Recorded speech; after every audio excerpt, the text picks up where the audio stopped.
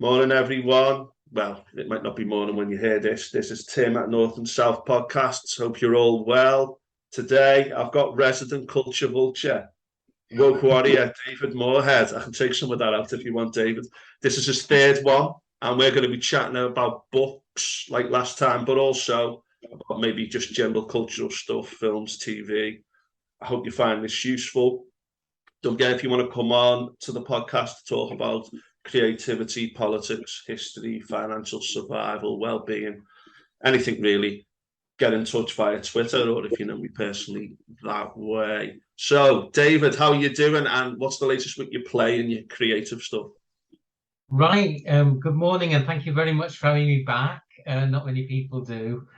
The play's going really well. Forgotten Voices, which is the story of my grandmother, Eva Moorhead Kadali.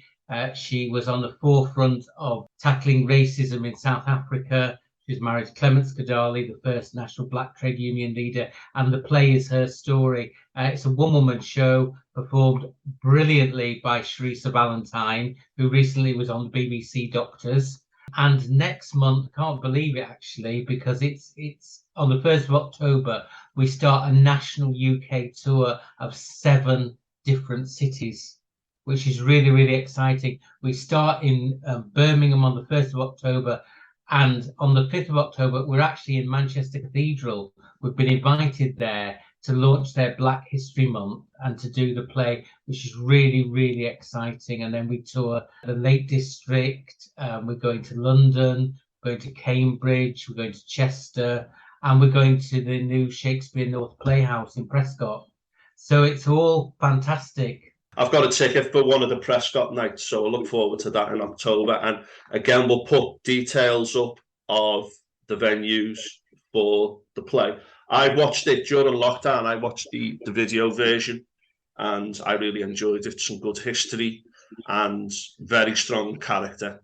And I think during lockdown, I realised how much I missed, like performances, etc. And it was just nice to see a performance in a theatre, even though I wasn't in the actual audience, and I really enjoyed it. But I think to see it in the flesh, I'm looking forward to that. To meet that person again.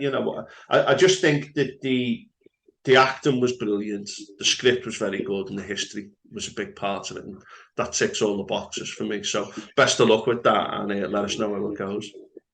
Yeah, thank you so much. It's been a lot of hard work though. Yeah. And I didn't realize how big a task it was to take your show on a UK tour, but it's been great, and we look forward to meeting loads of people as we travel through the country.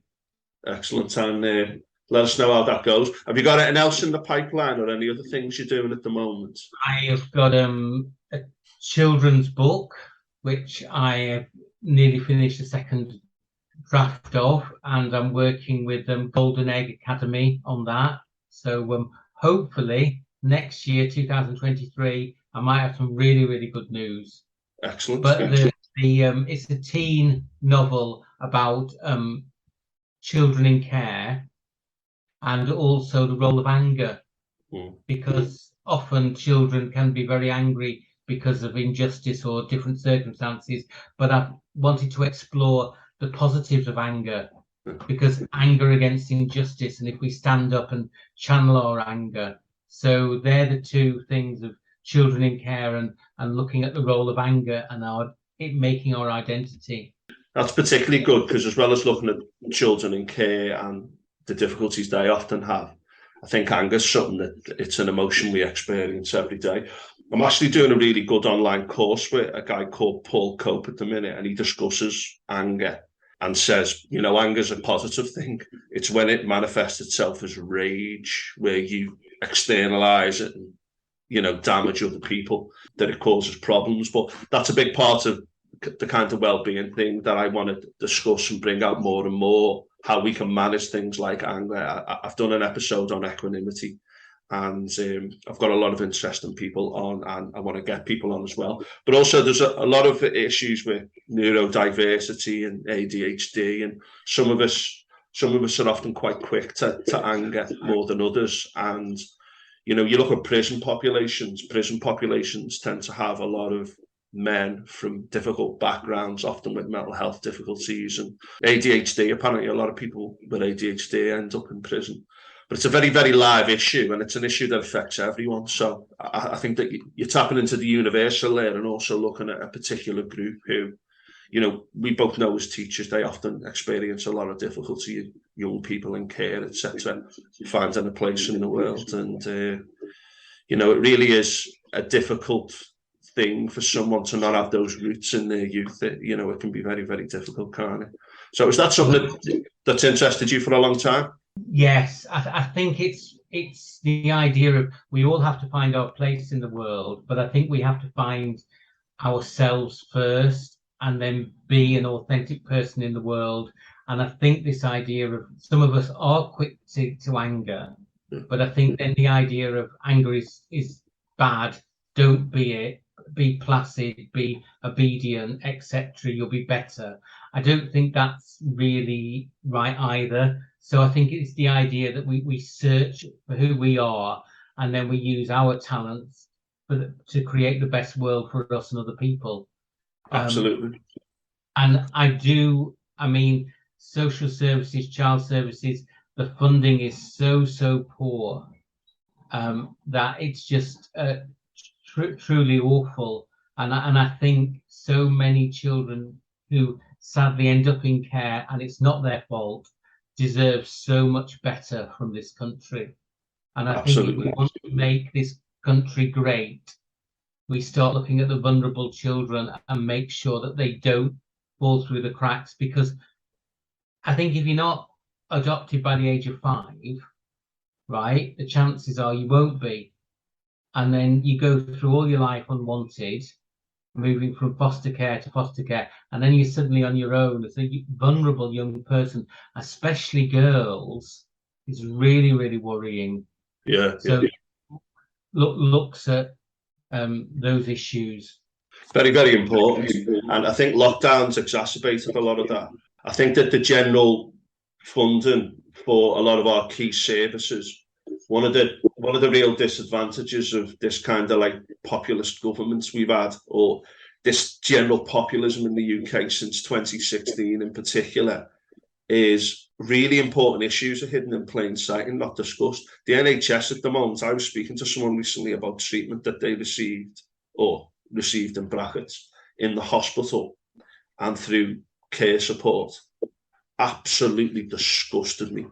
And it's not even, I mean, there is a bit of mention like, oh, the NHS is in crisis, but it seems not to matter. You know, what seems to matter is like, oh, let's have a go at, you know, trans rights, or, you know, if you haven't closed down your shop or put something on Facebook with the death of the Queen, etc., you know, they're the big issues. And those issues are important to discuss.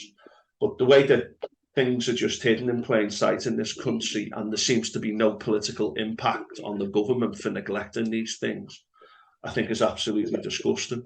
And I think that's the role of art. You know, we're here to discuss culture and art. Like, art imitates life, life imitates art. You can bring a lot of these issues out. I think it was Ronald Reagan who said art should not be political, which is the most absurd political and artistic statement I've ever heard from anyone, because often art is one of the key ways that you can actually talk about issues out in the open and bring it to audiences at quite a developed level. And who wants to live in societies where you can't do that? You know, people go on about freedom of speech. That's the ultimate freedom of speech, when people can express themselves in any way they want through art, etc. So keep up the good work, and best of luck with that project. Thank you. Right, yeah. The Secret History. Yesterday, I can't believe this. Yesterday I was in the school. I'm working as a supply teacher at the moment. I was in the school, and there was a student going to lesson reading The Secret History by Donna Tartt. Now, I knew that we were doing this today, and we both mentioned it's one of our favourite books. So I read to this student, wow, who got you onto that? Anyway, she's halfway through it, said she was enjoying it. But I listened to the last podcast. I don't think we really explained what The Secret History is, but we don't want to give the game away, do we? So what I would say is, once you start this book, every sentence is loaded. It's like The Goldfinch, which I read fairly recently, one of her other novels, Donna Tartt, and we discussed how much she put into every novel. It's like heart and soul kind of stuff. So how would you describe The Secret History? Because it is a difficult book to summarize, isn't it? Yeah, I think the Secret History basically is about people going to university. Yeah. Some people are incredibly bright, but some people are quite arrogantly bright. Yeah. And some tutors help everyone, and some favor a few. So if we take the idea of the ego of students and the ego of a teacher, and we put them in a university setting, and then we add in a murder. Yeah. The idea is that will their ego believe that they not only are the top of the academic hierarchy in the university, but they could get away with murder, that they are above everything. And then the group, united by their elitism, turn on each other. And it explores that. But I think where Donna Tartt's genius is the writing. It is just so beautiful and so engaging. And I was in Waterstones, where they have YA, the young adult section, has just expanded over since lockdown, and then they're trying to encourage them to read adult novels, right? And The Secret History is one of those they're promoting. Yeah, I mean, there's quite a lot of like references to drug taking and things like that in it. And I remember thinking about this child, like reading it in school. I thought, well, but when you think about it, it's almost like we try to overprotect people these days. When I was young, it was that kind of gradual exposure to those kind of things through art and through TV when you were younger. It didn't normalize it. It just made you aware of these issues in the background. And I think it's very educational for a young audience to read it for the social issues explored. Did I lend you the Continuing Classics, which is like a modern equivalent of York Notes about The Secret History? Did I lend that to you? Or Yes. That was really good because they explored themes which I didn't see and looked at different things. But the beauty at the start of the novel is it's about this group, and it's very much a case of, in life, I experienced it myself at university. We had like a group of us who kind of really gelled and came together at university, and we still meet regularly, and we've still got a WhatsApp group. It made me identify with that. And Donna Tartt describes it as, when there's a group of people in a particular place at a particular time, and that togetherness is just beautiful. And it's kind of enhanced by the academic rigor of the history tutor in the book. And also the interest in like the classics. There's that kind of like this real appreciation of the Greeks, the ancient Greeks and the Greek gods. And that actually informs the murder in a supernatural and magical realist way. And I think I don't want to say any more than that about what later happens, but the book is just, I don't think you can write two books like that in any single lifetime. I just think it just had so much depth to it and revelation. I don't know. I find it hard to describe it, but I actually had it on my shelf for about 3 years before a friend lent it to me, and he said, "Oh, you've got to read this." And I left it on my shelf for 2, 3, 4 years, and then I picked it up and I thought, "Wow, this is truly incredible."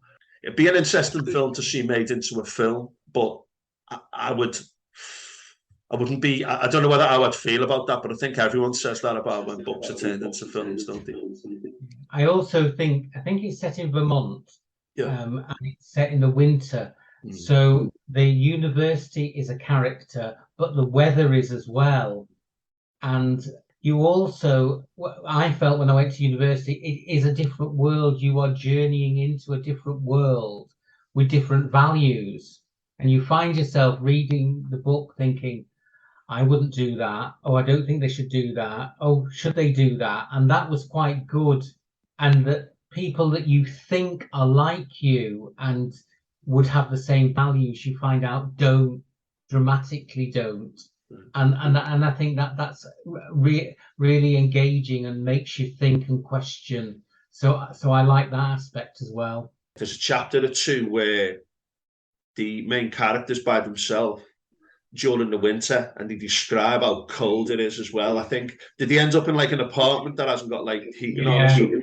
And the detail and the description of just the day to day. I have seen that in a few books. Like, people often say Chekhov's quite good at the mundane descriptions, but I don't know if you've read The Time Traveler's Wife. That, the way she describes like making a cup of coffee and just the little things people do during the day. Donna Tartt does that throughout the book as well, where the description of the mundane becomes beautiful in itself. And I think that doesn't make a novel by itself, but if you combine that with a really good story and a good narrative and great character, it's an exponential improvement, isn't it? So basically, listeners, you need to read the Donna Tartt book, The Secret History, and also read her other books as well. So what books have you been reading recently, Deb? I've got 3. A Kind of Spark by Elle McNichol is a children's book. It's one for 8 to 12-year-olds, but adults can read this. And A Kind of Spark is about a girl in Scotland who is 11 and she has autism. And it's about her life in school, who supports her, who doesn't. But also in her Scottish village, hundreds of years ago, women who were different, who had a different kind of spark, were executed as witches. And she is determined that there will be a plaque in the village to apologise for the fact that the patriarchy targeted women who were different, made them feel inferior, and that there should be justice. So you've got a parallel with her campaign, what they did hundreds of years ago to ordinary women who were interested in science or who had learning difficulties, who didn't conform. There's that, and there's also her struggles in school, where some of the children and some of the teachers are very supportive. But it is great. It's great to give to children. And, my book club did it, and 5 adults all loved it. It's a really positive but thought-provoking book. So that's my first one. That's excellent. And I think I read Northern Lights by Philip Pullman, which was actually written for teenagers. And I think that there probably are quite a few people who say, oh, I don't really read a book that's aimed at younger people or teenagers, but they're missing out. Some of the best books I've read, obviously I've got a very young son. I know you've got children, and you would have read books of them when you were very young, but some children's books I read are just like, wow, this is amazing. The plot, and because you don't realise it when you're a child, but as an adult looking at them, they can be absolutely phenomenal, can't they? I think children's literature since Harry Potter, right, and especially in the last 6-7 years, has become more sophisticated and more powerful. And because children's attention span is limited, the books themselves, they've had to write better. Yeah. So they've had to write sharper, more intriguing plots, stronger personalities, more characters, etc. And it is lifted. I really feel there's a lot of snobbery about children's books, but often the children's books I read, I'm more impressed with than the adults. But I am now going to talk about an adult book called Still Life by Sarah Winman. Right, and this is an amazingly positive book. Now, I did read Shuggy Bane by Douglas Stewart, which is brilliant, but it's bleak, set on a council estate, a young lad growing up with an alcoholic mother. It's bleak from beginning to end. The character arc is just misery, right? And I find many adult books go down that route, but Still Life is really, really positive. And it's about 2 people who meet in Florence at the end of the war, and it's their lives.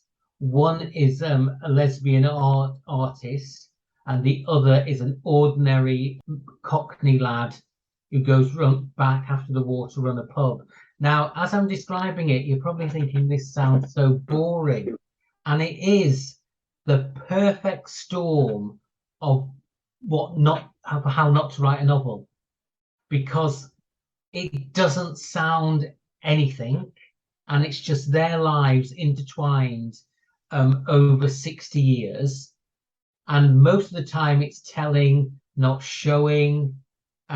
It's very, very upbeat, but it's incredibly charming, uplifting, and really powerful. And I thought I would hate it. It's not a book I would go for. I thought it'd be too sentimental.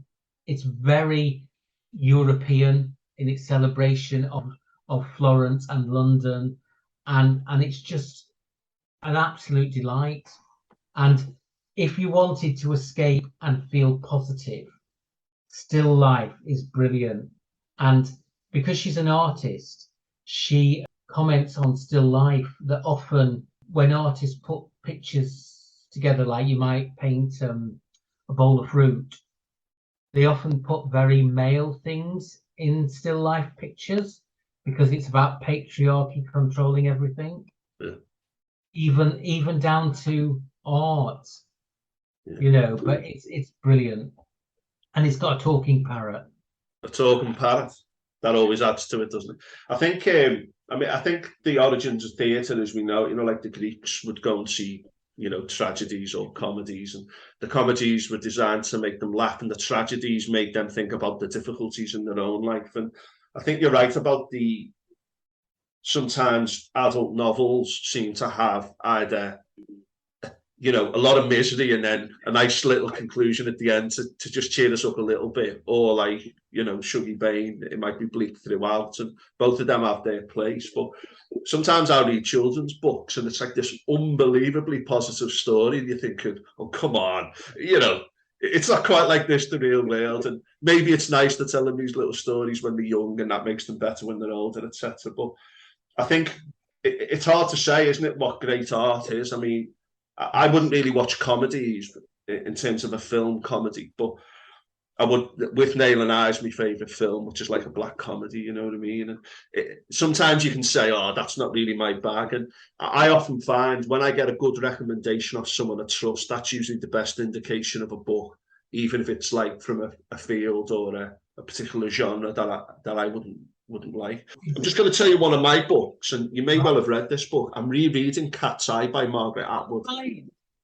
And I actually read this for A-level English literature, and I don't know whether you've experienced this, but you do your lower school qualifications and you don't really get into things in tremendous depth.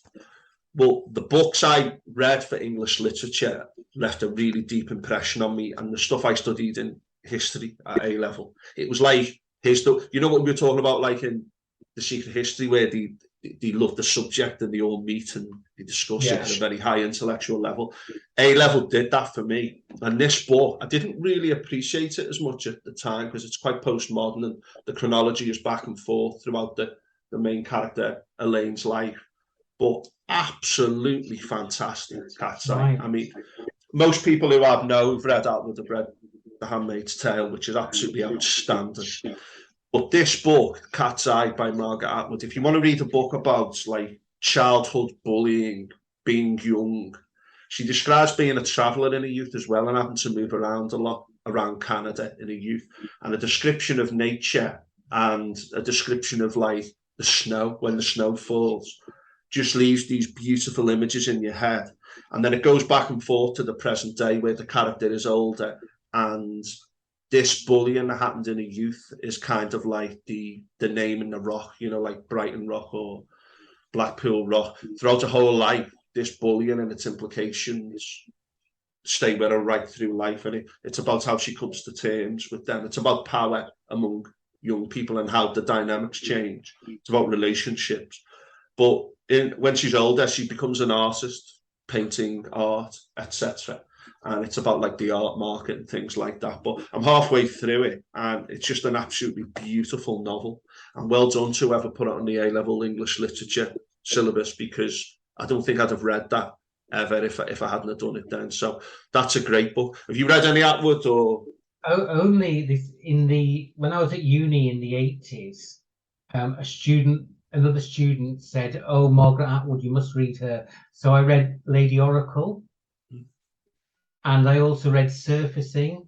And although I thought Surfacing was brilliant, all about the idea that women are forced to wear makeup as a shield. They can't be themselves, and this woman goes away for the weekend, and that's all the book is. Her going away for the weekend with her boyfriend, but he insisting that she be perfect and look great for him.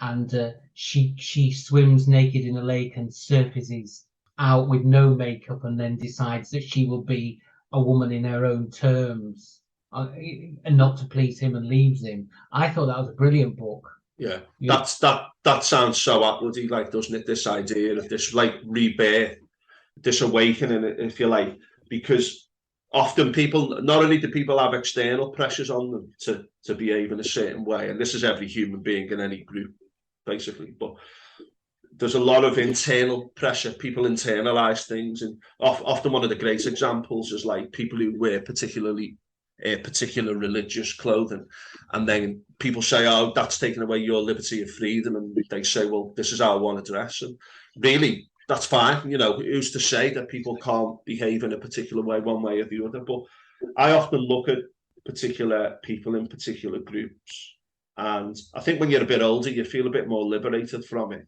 where you look at, say, young girls and say, you must have taken hours upon hours upon hours of preparation to dress up that way.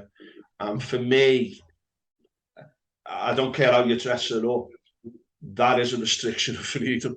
And it may well be internalized, and they may say that they want to do that, but I think it's good that people like Atwood can explore that in a books in that fashion, because I wish Surfacing was a much more popular Atwood read than it is. I think it's one of her lesser well-known books.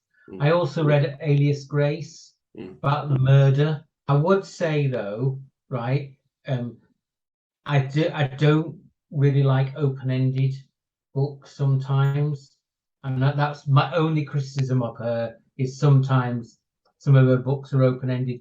But I did see her interviewed when she was asked by two young writers, had she any advice? And she said, yes, think about your hands and arthritis and everything, because you spend hours typing. And she said, you've got to do exercise, you've got to look after your body. And I thought that was a brilliant piece of advice, because so many writers do struggle with that, and it's never addressed. Again, that's typical Margaret Atwood, is being asked that kind of question, responding that way. But she scratches the surface, and as you say, she's very postmodern. She messes around with like structure and stuff, but I think that there's a lot of power in that. But as you say, it's not for everyone. I don't think she's an easy person to read either. I think there's a certain level that you have to get into a style, and then you're like, wow, this is amazing. Because I've started another one of her books and stopped because I just couldn't get my head around it, which I'd like to revisit again in the future. She also did some great poetry. I think it was called Circle Time, and we did a bit of that for our A-level studies, and that was really, really good. Again, experience. She kind of looks at power dynamics in like the colloquial day-to-day, and I think that's a really good theme to study, because this is everyone's lives every single day, and I think she's beautiful for that. One of the strengths of that approach is, and you see this far more now in modern literature and drama and TV, is there are grey areas expressed through the main story now. Because I often look at films from back in the day where there's a very like start, middle, ends, and they almost seem quite limited. Do you do that looking at old films? Think, it's a little bit straightforward, this, because there are so many subtleties and grey areas. I tell you, the great film Mississippi Burning, great film. But like throughout the whole film, it's like they're the baddies. There's no two ways about it, and they're the goodies. There's no two ways about it. There's a little bit of overlap, but I do think that the complexity of these kinds of issues needs to be explored in the grey areas, because what you do then is you get people thinking, even if people might be quite critical of a particular approach, you can get everyone thinking by exploring the kind of two-way approach. And I watched a film recently, a Ridley Scott film, with the young actress from Liverpool, Jodie Comer is in it, Adam Driver, Matt Damon, they're in it, and it's about a duel to the death during the 100 Years' War. And the film is split into chunks, looking at it from each character's perspective. Absolutely brilliant. You know, that subtlety and the overlap. And I think that's a great thing to do in novels, to acknowledge the complexity of things, which are never really straightforward. But right, books I've read. I've actually finished Tony Judd, Thinking the 20th Century, the history analysis book, which is brilliant since we last spoke.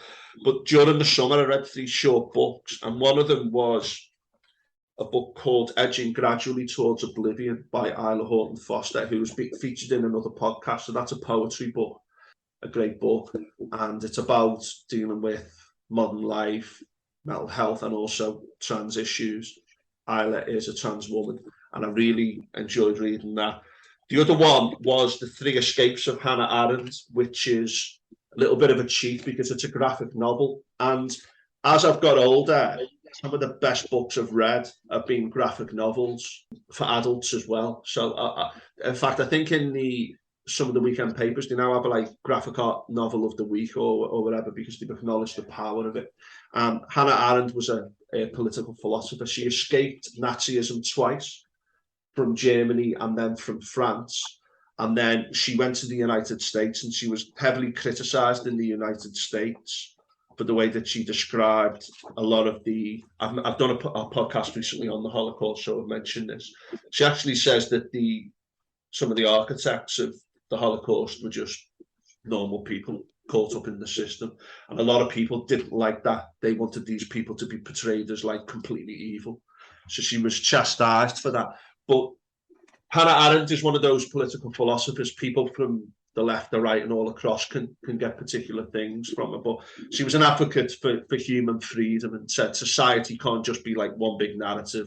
It's lots of different things. And people on the right say she was like very much about freedom. But she was also someone who migrated around the world, and she was a big defender of the right of people to have statehood and to be able to find safety elsewhere. So she's a great writer, not the easiest person to read, but the depth of her analysis was phenomenal in a very much male-dominated kind of political philosophy, very male-dominated when she wrote. So I would recommend that. And the other book I've read this is a bit of a cheat. It's a health book. I've got a genetic illness. It's about diet solutions to my illness. It's called Bechet's Disease, The Diet Solution by Helmut Schroeder. Sorry, the writer of the Hannah Arendt book is Ken Krimstein. And this book looks at how people can use it's not the eliminator diet. It's where you stop eating certain foods, go to a baseline diet, and then see how you feel and add foods and see whether that food doesn't agree with you. So I've had a lot of success by going gluten-free recently with my health condition. Right.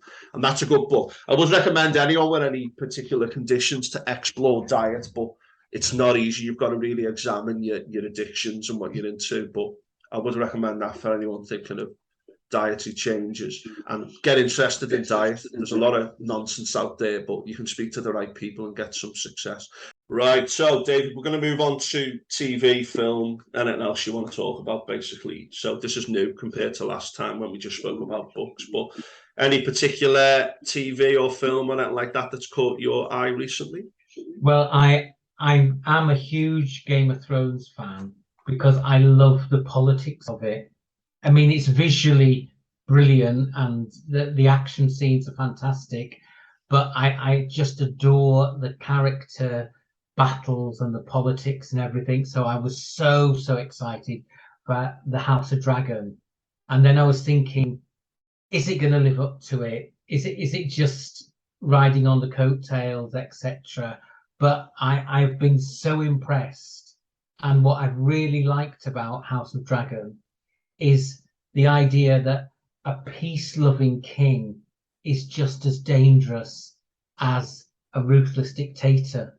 That actually, sadly, there will always be people wanting power, and giving stability and peace to a realm isn't always the best thing, which to me was like, has to be a right thing. You know, peace is more important than anything.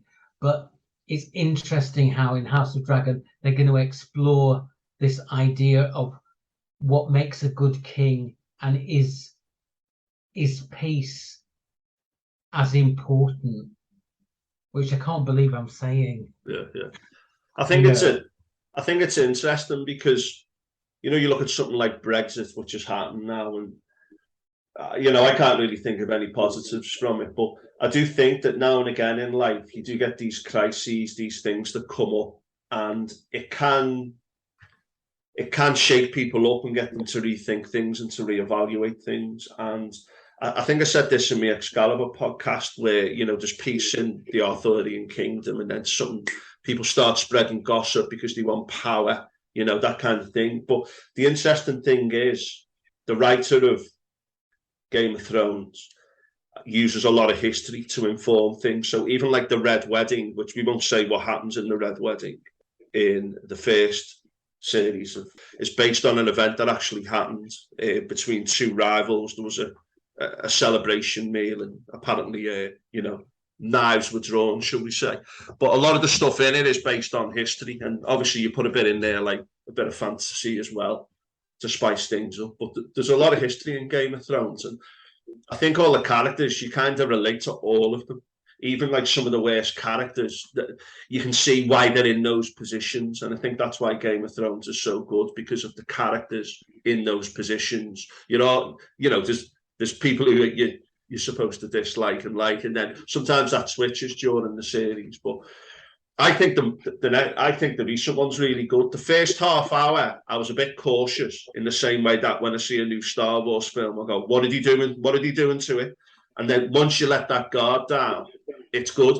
What I like about this series is the first run of series had a lot of different things going on at the same time, like it go here, then there, then here, then there, and it eventually all linked together. But this is just, I think there's 2 or 3 subplots going on, and it makes it a little bit more coherent, but less dynamic.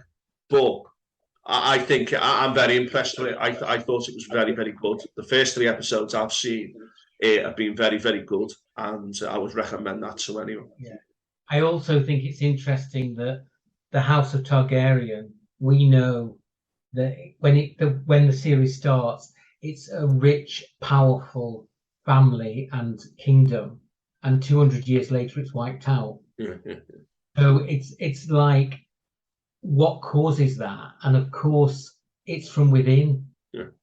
Targaryens themselves. And I think you can see parallels with many political parties, that why have they gone from greatness to disaster? And it's infighting.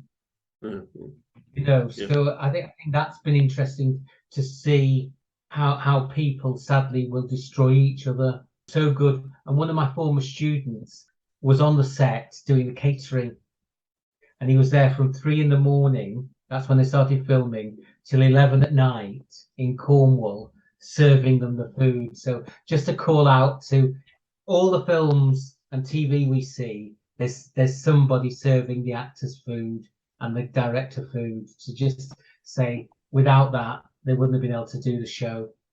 It's incredible, isn't it? So much production goes into things like that you often think there's a romantic aspect to these kind of things. I remember watching a documentary about Blade Runner by Ridley Scott, like how tough it is being an actor, and the things that go on behind the scenes to create such a powerful end product. It's absolutely incredible.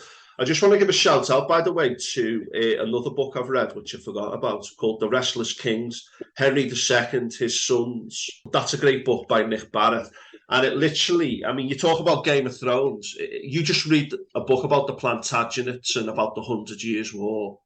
And Game of Thrones, often, like, have you ever watched the film and gone, that's a bit far-fetched, isn't it? And then you realise that the actual events happened, the central events in the drama actually happened, and reality itself is just so powerful. You don't need to create things, but the infighting amongst the empire of Henry II and his sons, Richard the Lionheart, people were stabbing themselves in the back all the time. And as you say, it often comes from within, that quest for power and lack of trust. This is how kingdoms are made and how kingdoms collapse. But there's a lot of good history and a lot of good examination of psychology in Game of Thrones, as well as it being a fantastic story. Another TV show I absolutely adore is Outlander. Oh yeah. And the Outlander is the idea of Claire is a modern, independent woman at the end of the Second World War. She's a nurse, should be a doctor, right? And she goes to Scotland, and this is a bit of time travel. She goes back to 1743. She walks through these stones. She has this magical connection, and she meets Jamie, who is a Jacobite fighting for Scotland's freedom. And they fall in love, but they also try to stop Culloden Moor in 1745 with the slaughter of all the clans. And I don't think I've sold it at all because it's just magnificent and romantic, but also powerful. And it reminded many people in Scotland of their history, which they'd forgotten. A bit like Derry Girls, which is hilarious, but also reminded so many people of the troubles in Northern Ireland and the Good Friday Agreement, which sadly, with Brexit, we forgot. So I think shows like Outlander, Derry Girls are very good entertainment, but also educate. Absolutely. And 24 years after the Good Friday Agreement, who'd have thought that it would have taken so soon for this to be absolutely ridiculous? I haven't seen Outlander, but I have caught an episode, and it was very well made. And the time traveling elements, some people might say, oh, I'm not watching it with time traveling, but it's actually done brilliant, you know, the characters and the situations that they're in. And my sister actually lives in the village where it was filmed, a small village called Curus, Curross. And a lot of people who love Outlander go to the village, and I think there's a little shop there that celebrates Outlander. But it is very well written, and as you say, the episode I saw was, I think there was a Jacobite hiding in a barn talking to someone, and it was really good, but I've never watched the full series, so I might give that a go actually from the start if I can find the time. Oh, just that they had the opportunity because the story moves country, and they could have gone to film in America, and they didn't.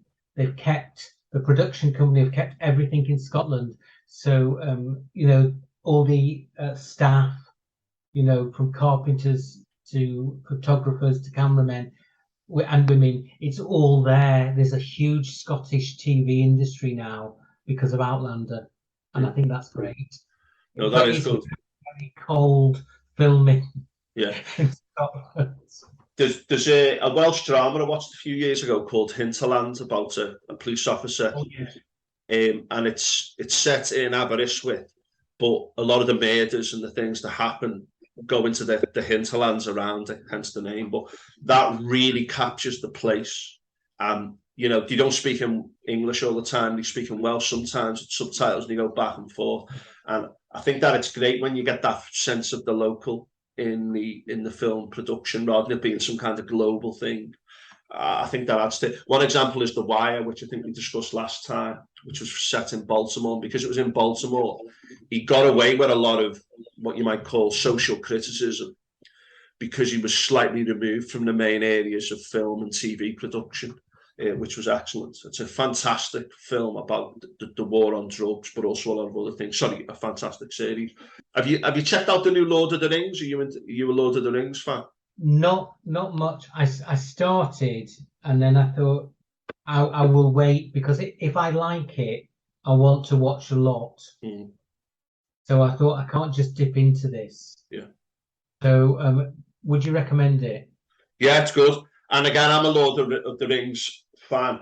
I will say, and I think this is almost a little bit of a criticism of the films as well, the three films, which I think are excellent generally, is that I think there's a bit of ham acting in it where people are a bit over the top. So some of what we might call the smaller characters, without giving the game away, in the modern series, in the latest series, I think they're a bit over the top. But again, each to their own. But the plot's brilliant. It's about the time before Lord of the Rings. So some of the characters who were in Lord of the Rings, some of the elves, because elves live forever apparently unless you kill them. So they're in it, and it's about the Dark Lord before Sauron. and how Sauron like comes back to power. But I don't want to give too much away. But a lot of the characters are really interesting, and there's a lot of dynamics which obviously add so much depth to the world. And it's a bit funny, like, you know, like the way that you've got the Star Wars films where like 20 years after the originals, they made some that were earlier. Yeah. And it's interesting seeing how the world is further developed and elaborated. But I really enjoyed it. So I'm on the second episode now, and I'm watching that. I'm watching Game of Thrones and another series called Euphoria. So I'm going back and forth to try and make them last as long as possible, because I'll talk about Euphoria in a minute, but Lord of the Rings, I would recommend it, not just if you're a Lord of the Rings fan, but if you are, I'd recommend, obviously, read the books. Check out the films first if you want to get into the Lord of the Rings world. There's also the 3 Hobbit films, which are good, before you check out the series. So definitely recommend it. But interestingly enough, I'm actually listening to a podcast, which I'm going to recommend to you, David, now. And it's called Backlisted. And basically, there's a few gentlemen on it who are quite well spoken, who've obviously studied English literature, but they basically review a book by a prominent author, but they look at the works that they're not so well known for. And the discussion is absolutely excellent. Now, I'm never going to read half these books, but I just pick my episodes. But it's called Backlist. It's been going for a few years, and it's absolutely brilliant. I can't recommend it. If you like books, apps that talk about books and, you know, literary theory and character, and you read a little bit from it as well, and then you go, wow, that's brilliant. You know, that's a good podcast called Backlisted.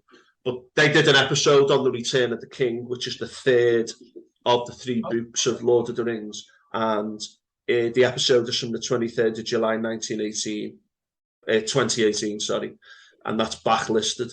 But check out that podcast and pick books that you like and listen to them talk about them and go, wow, I hadn't thought about that. But they do pick books that aren't as well known by particular authors. But that's a great podcast I've started listening to. Basically, on the back of our first podcast on books, I said, I'm going to see if there's something else out there like that. I'm also reading the Wolf Hall trilogy. Oh, yeah. By Hilary Mantel, which I think is just astonishing. Yeah. I mean, on the second one now, is it Bring the Bodies? Bring Up the Bodies. Yes, that's it. Yeah. So it's looking at the rise of Jane Seymour, but it's all I think I'm fascinated by the power play of people, whether it's just in the staff room or it's in the royal court. It's just how people operate and why they want power. Strange, isn't it? Strange. But like, I know like a lot of postmodern analysts get called, oh, you go on about power too much. You know, it's not all about power. Often people on the right criticize that, but really the dynamics of power interaction, you know, even in your own home, they're central to everything. I mean, you can give it a different label if you want, but it is interesting. But as you say, you know, you read Hilary Mantel, do you need to make it enough for something like Game of Thrones? You know, the intrigue of real events. But I don't know if you've ever seen her getting interviewed, Hilary Mantel. She would appear to be like, you know, quite, how would I describe it? I don't want to say neurotic, but she obviously sees the world in a different way, and her ability to write reflects that. I've read another of her books about a ghost, and it was really good the way she wrote it. But she's very gifted, and those 3 novels, I think the third one was released a few years ago, were like, you know, international acclaim, aren't they? But I might check those out. The other series, just going back to Euphoria. Euphoria is a series. There's been 2 series, and I watched an episode of it.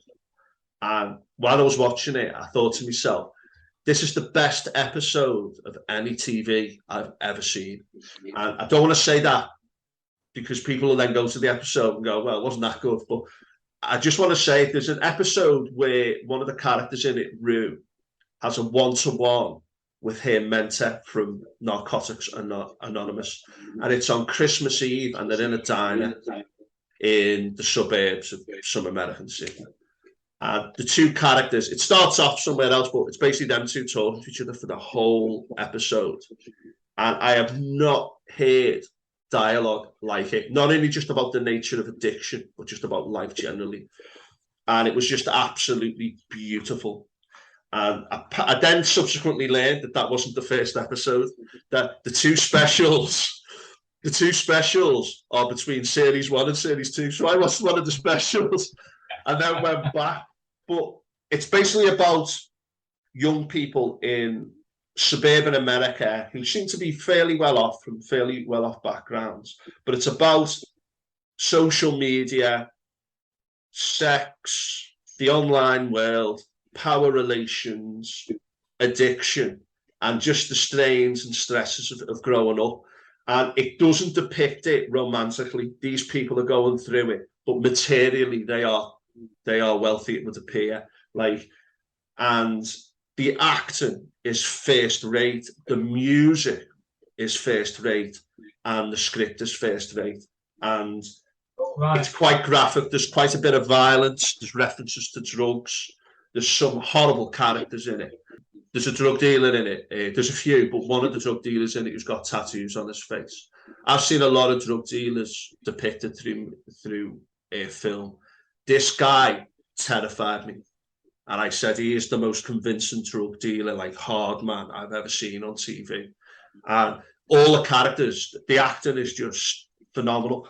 The only thing I'd say about it, it's about addiction and growing up and, sex and all that. It won't be everyone's cup of tea. Some people might go, I don't really want to watch that. But it's some of the most fantastic art, musically, acting-wise, and script I've ever seen, and I would highly recommend it. And I hope I haven't built it up too much, whereas other people say, oh, it wasn't that good. But check out Euphoria and just treat yourself to just beautiful dialogue, script, and acting about real life issues. Just indulge yourself. So I'd recommend that. Really good. Really good. Right. No, well, thank you very much, because I definitely will. Have you seen The Newsroom? I have seen Newsroom. Brilliant.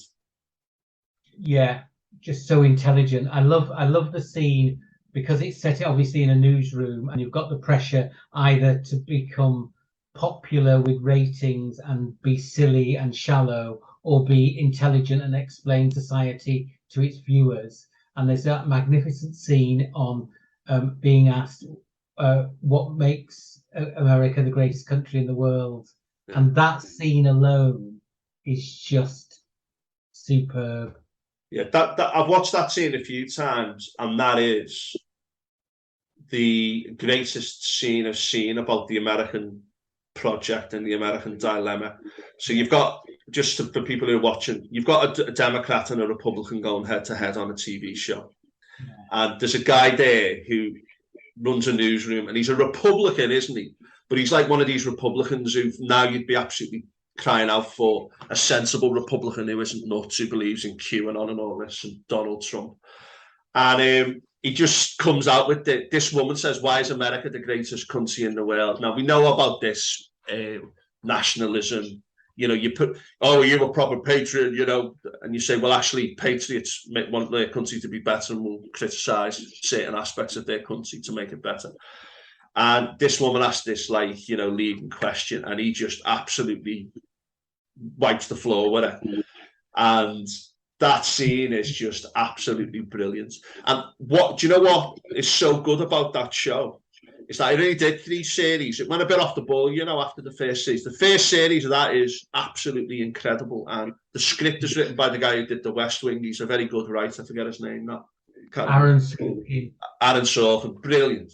And that predicted Trumpism. I think that was released just before Trump came to power. And basically it was an appeal that if we don't stop and look at what we're about in this country, from a kind of safe liberal, let's support the Republic, let's support the Constitution. It's not like a radical show by any means, but I think it was almost like a warning. Bad times are going to come if we're not careful. And since 2016, we've seen that on both sides of the Atlantic, and it absolutely terrifies me that Trump might come back, that Johnson might come back, and that these forces of anti-democracy, tribal, disregard for minorities or other groups' rights. As long as your message gets across and that you're okay, that's all that matters. I think it's a real warning for the future. But the Newsroom, the first series, is just absolutely incredible. Have you watched it all yet? Yeah, I thought it was great, but Aaron Sorkin won't do TV again because he was unhappy with the script. I think he rewrote that pilot, and he said that's why he likes film, because you can spend ages on it, and when you're only happy with the script, can you film? But with TV, because it's constant, you don't get that chance. But I thought it was such an intelligent, captivating show. This is a terrible confession. I discovered TikTok this week, and before I knew it, I'd been through 100 videos in half an hour, and the second it didn't capture my imagination, I flicked again, and I thought, what am I doing? What am I doing? So it's difficult now. Audiences expect greatness, where I think 20 years ago we were happy with good drama. Yeah, some of the dramas, the great dramas of the past, you look at them now, and I found it with film now, because I'm watching Euphoria, Lord of the Rings, and Game of Thrones at the moment. I'll put a couple of films on which have been recommended to me and thought after 15 minutes, I haven't got time for this. And I think you miss a lot of gems that way, particularly with books. I mean, that's TV. I mean, in the past, people would put a film on and watch it, wouldn't they? Now it's like, no, because of the attention economy and because of the multitude of stuff you can watch. It is worrying, isn't it? Do you know TikTok? I've been advised to use that to help with the podcast, and I might go into that world. But I use Twitter for the podcast now, but I don't go on Twitter. Twitter is it's the vilest. You know that, like, in a voice, that negative in a voice. It's just that written down with people being Machiavellian to each other and having a go at each other. It's awful. I think it's got some good points as well. But with young people and books, book talk on TikTok is huge, and young people are actually reading and discussing what they read, which is magnificent. Yeah, I think we mentioned that on the last podcast. I think you mentioned that. But that is good. That is good, because that helps you find a way, doesn't it?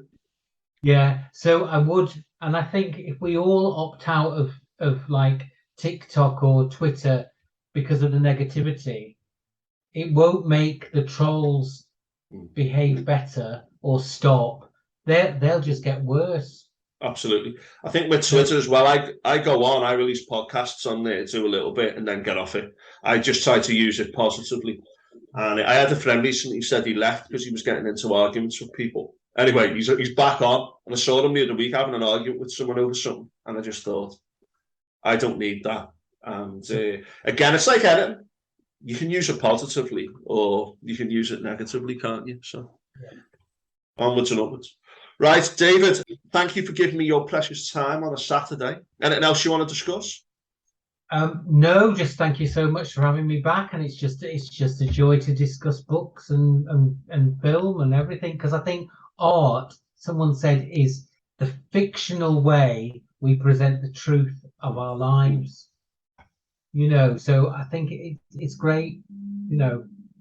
So I'm going to carry on reading and watching TV, and that's it. And that's a good way to finish. And I just want to say as well, since becoming a father, I read less, but life without reading, I can't imagine ever. I never go anywhere without a book. I never go anywhere without a book. The other week I went somewhere and never brought my book with me, and I brought a book with me. I didn't have any chance to read it, but if my car breaks down or I'm on a bus or a train or... Well, I'll confess this, that I was reading John Williams' Stoner. Oh, what a book. Brilliant book.